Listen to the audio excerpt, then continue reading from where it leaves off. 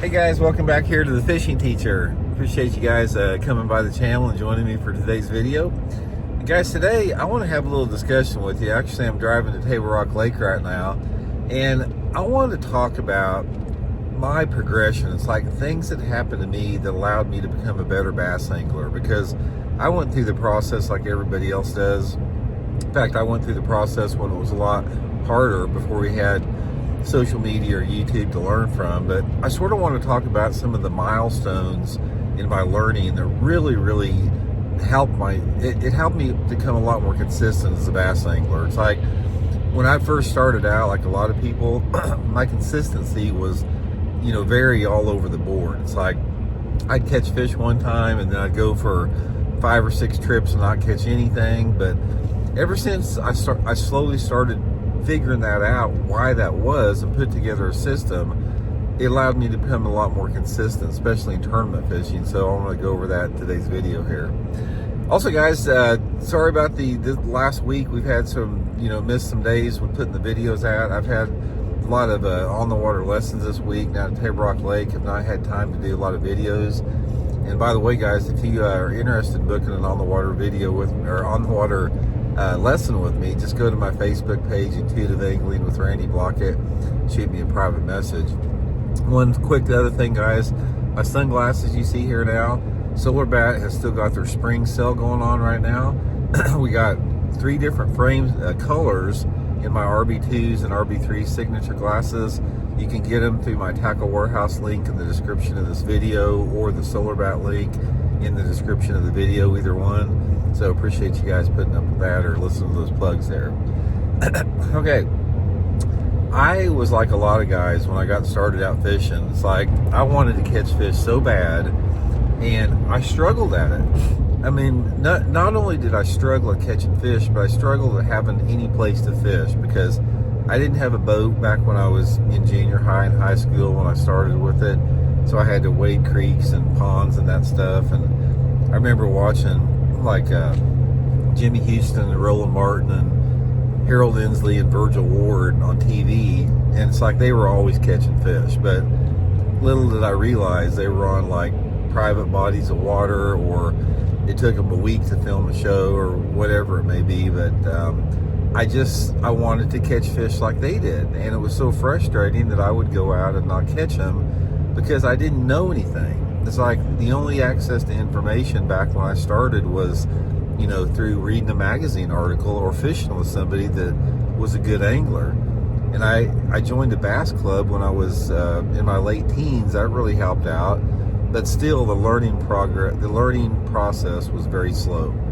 So here's some things that happened to me that really boosted my success rate in fishing. Number one is I had the opportunity to fish with a handful of really good fishermen, guys that knew what they were doing for the time. I'm talking about, again, when I was just starting out fishing. And that's one thing I want to suggest to you guys. There's a difference between like watching one of my YouTube videos or watching a fishing show and assimilating information online and think that you're getting good information you can use to help you. But guys, there is nothing that compares with being in the boat with somebody that is a good angler, because it's not the same as seeing it on TV. You can have somebody actually explain the scenario and the situation, and you can see it firsthand in the boat, all the nuances and the detail to it, all the things that you can't really convey over a video. So this is the first thing I want to talk about, guys. Try to find some good anglers that are well known, or they catch fish, and just say, hey look, I'm wanting to learn as much as I can about fishing. Can I go fishing with you sometime? And just say, I don't even have to fish, I can just watch you. That is a huge, it's going to be a huge impact on your success with that. In correlation with that, and I've talked about this a little bit in the past, guys, you cannot ever underestimate the importance of being a good caster. That is paramount to catching fish consistently. Let me give you an example, guys. I could take somebody that has never caught a fish their entire life, and I could spend an entire day with them doing nothing but teaching them how to cast. And we'd go over and over again, and I'd work on technique, and I'd get that person to be able to put that bait where they wanted to. If there was a cup over there 30 foot away, I'm going to teach them how to hit that cup every time. And if I take that person to the lake with me, even though they've not ever caught another fish, I can say, cast right over there, cast right next to that stump, cast right next to that dock, and they're going to catch bass.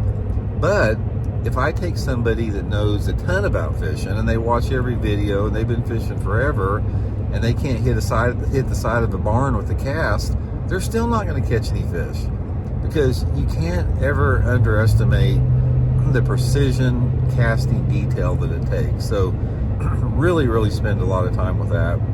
And as you get a little bit more advanced, even, you can throw over to correlating that with your boat positioning and trolling motor operation. Those aspects there, the boat control, trolling motor operation, understanding how to manipulate and move your boat around cover in correlation with casting well, guys, that's going to take your success through the roof if you can do that.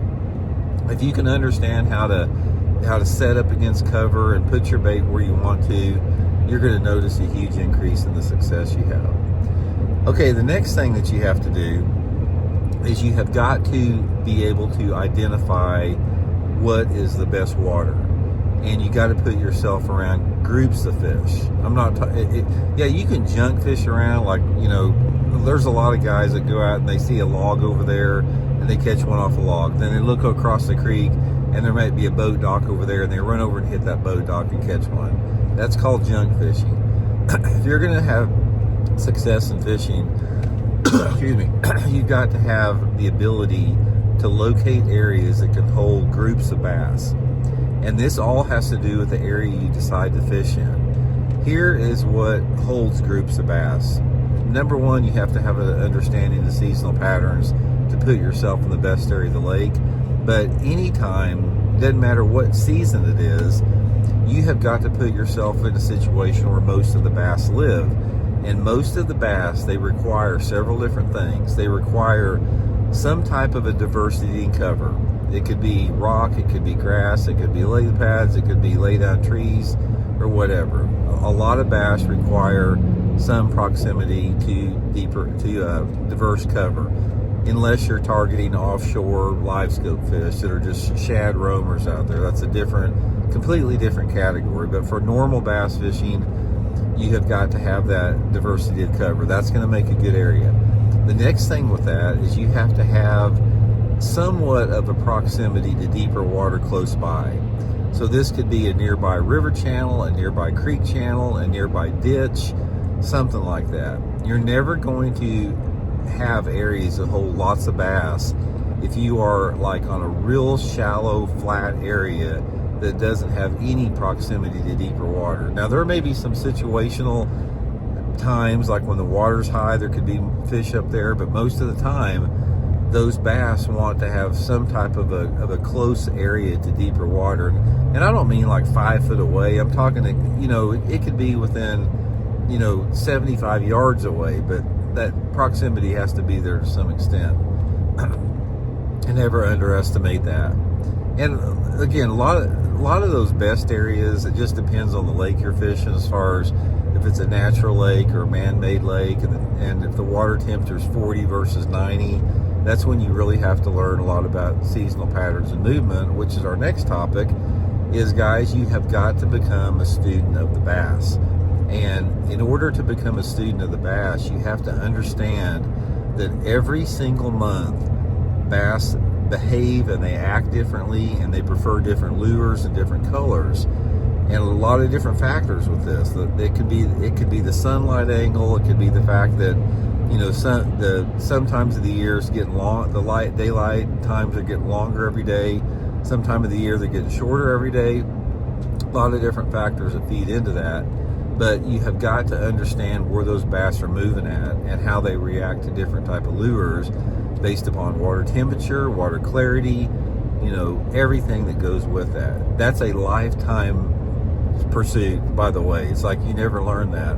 I'm still a student, and I always will be. I don't know everything about fishing, but I absorb information, and I know what has worked for me before. That's which I'm trying to relate to you guys. Okay, and finally, last thing that you're going to have to figure out is you have to know when to leave and when to stay in an area. You don't want to spend more time in an area that has very little potential to hold a lot of fish, and you don't want to leave fish if you're in a high percentage area. So here's how you do that. First of all, if you're in an area that does not have a lot of diversity of cover, it doesn't have a lot of options for the fish, if you're not catching fish, that's probably a good indication to leave. But if you're in an area that has everything right, let's say you got an area that's got great water clarity and you got a lot of different cover, you got a mix of cover, you got proximity to deeper water, those are the areas you need to spend longer times in, because it may just be something you're off with the technique. Instead of like a 3-inch square bill crankbait, they want an 1.5-inch square bill crankbait, or instead of a willow leaf spinnerbait, they want a Colorado spinnerbait, or instead of a black and blue jig, they want a green pumpkin jig. It could just be some type of a technique or approach like that. So spend longer times in those areas, especially if you notice like activity, like perch on the bank or bait fish, or maybe you're even catching a fish or two once in a while. The time that you spend or do not spend in an area is a direct reflection of the potential that area has to produce. And as you get more skilled as an angler, you'll be able to read that potential a little bit better. And then finally, one more thing I'll add to that, guys, is if you're going to catch bass, and this is one of the things that took me a long time to learn, but probably one of the most things that helped me out more than anything else, if you're going to catch bass, you have got to be where those bass live at. I mean, there's an old adage that 90% of the bass live in 10% of the water, and that is true. So you have got to always study the best areas and put yourself in the best part of the lake based upon the time of the year, because every season has a different part. Every season there's a different part of the lake that is more productive. I mean, for example, like when the water's cold, a lot of times the lower, clear end of the lake can be better. In the springtime of the year, a lot of times the mid-lake can be better, and in the summer, a lot of times the upper tributaries can be better. So that's just another thing that you've got to figure out with it. So that's just a few things, guys, that really help me have more consistency in bass fishing. I think if you utilize all those, you'll probably notice the same thing for your own fishing. So anyway, I hope it helps out, guys. We'll talk later.